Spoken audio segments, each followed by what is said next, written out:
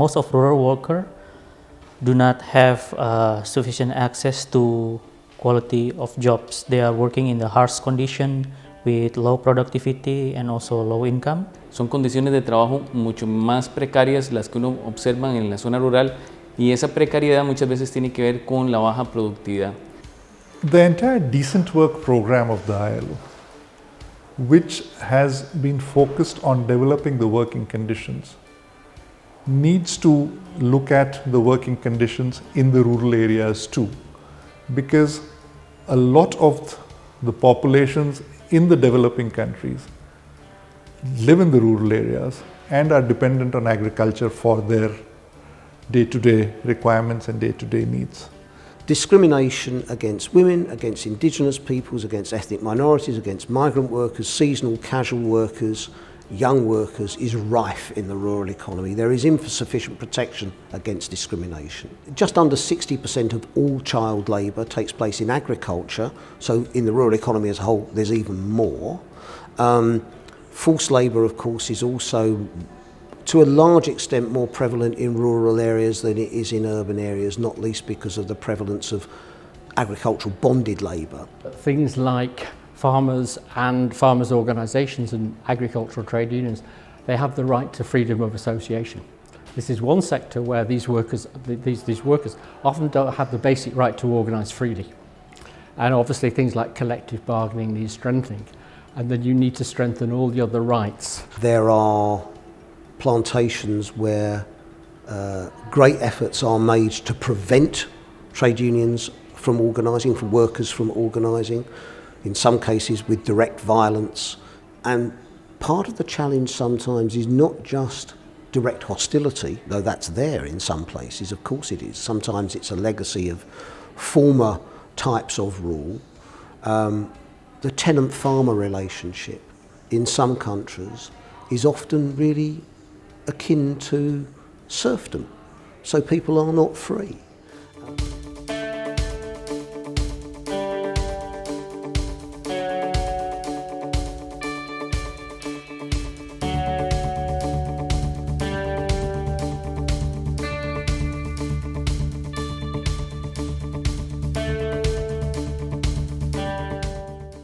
La negociación colectiva es fundamental.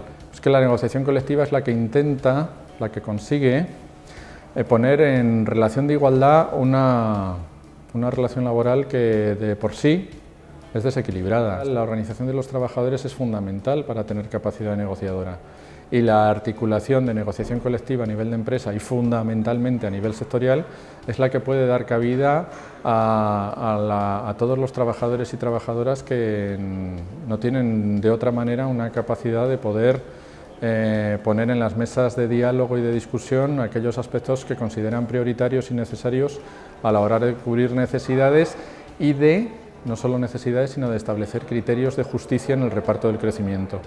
Building the capacity of our affiliates to better represent and to better be able to negotiate for workers in rural areas. And we do that through training programs, through building capacity to organise and to negotiate. The range is huge. We have full collective agreements in some parts of the rural economy, and we have absolutely nothing at the other end where people are not just denied their rights to organise, but may actually be in conditions of forced labour, of modern slavery. One of the challenges for the rural economy and for the economy as a whole, but it's particularly great for the rural economy, is that the ability to enforce law in the world of work through labour inspection is inadequate everywhere. Not because labour inspectors don't have the skills, though many need more skills, but simply because there aren't enough resources for labour inspection. The conclusion of the ILO is that labour inspection in rural areas is either non-existent or weak.